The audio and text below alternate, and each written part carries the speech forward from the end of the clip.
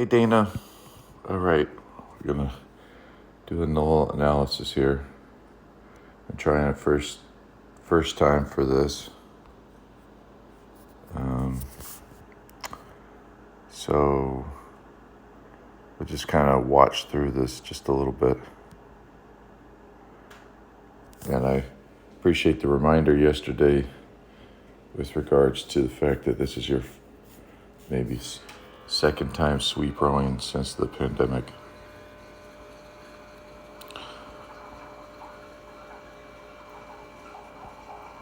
As a real quick thing right there, one of the best things I like is you're not skying the blade into the water.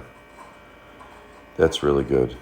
And it looked like right now you were just kind of trying to be careful with your rowing. You were trying not to disrupt anything. And I know too that moving an 8 with only 4 people rowing is kind of tough. So you're figuring out a really good way with your hands to not miss water. It's typically, more often than not, I'm seeing water on the backside of the blade. Let's go back to this a little bit. So,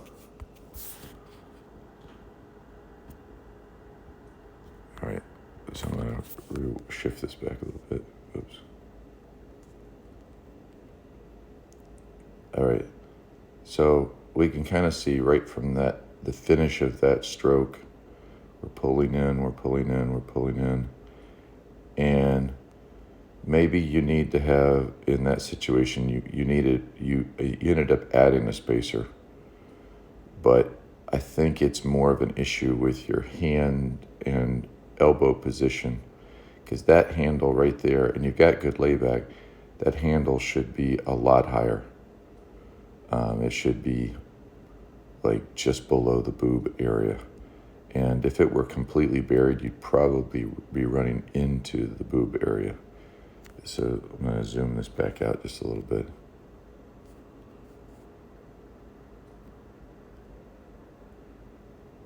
So you can see, like, there it went in, and then that's depth. And the boat's going to stay pretty set. And there's the white tape. So your blade depth is really good. So we should be seeing,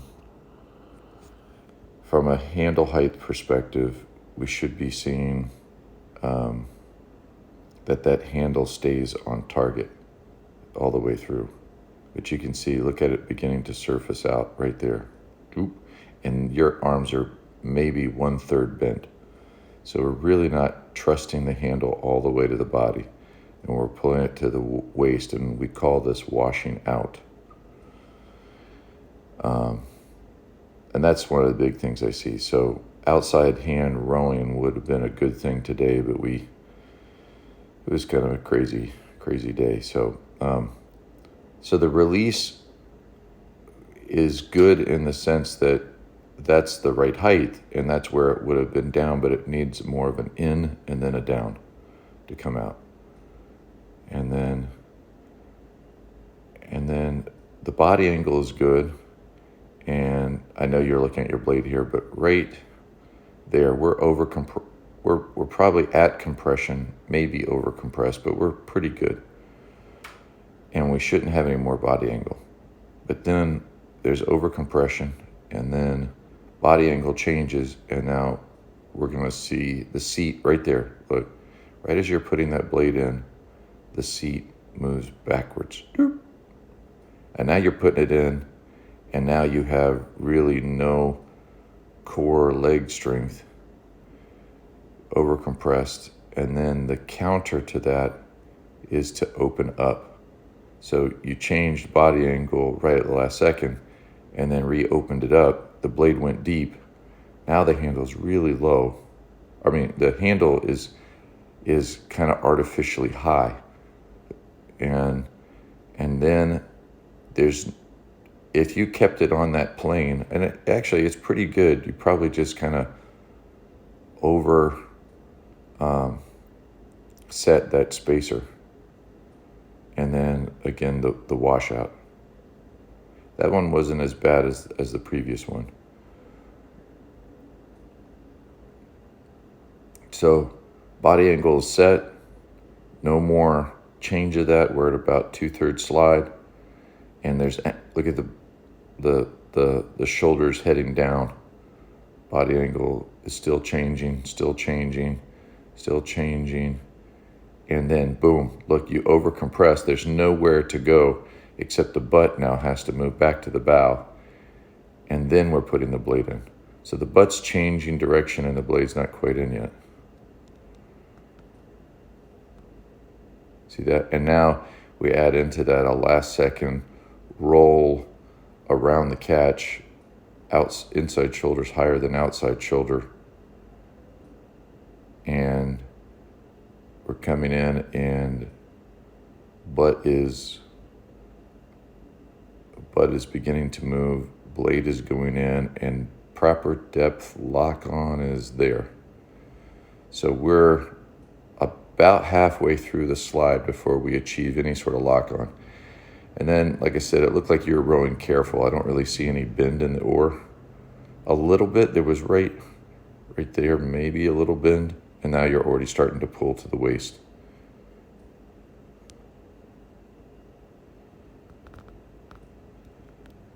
But the blade itself looking like it's going to the water, it actually looks pretty good. Like that one, almost all that splashes on the backside.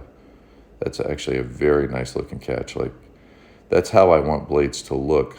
So you're doing a few things to compensate for it, but what we really don't have is any sort of propulsion, because there's the blade about to go in, and it goes in, but look at the body. We're right here.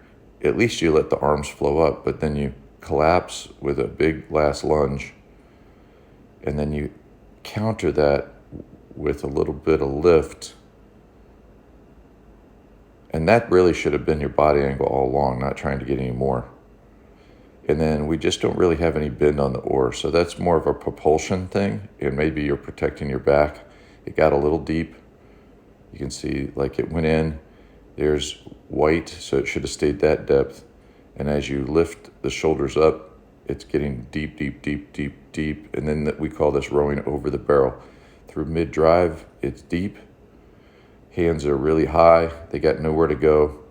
They start to tear towards the waist. The blade is now tearing out of the water, and everything's pulling to the waist and washing out. All right. And then I've got this other one.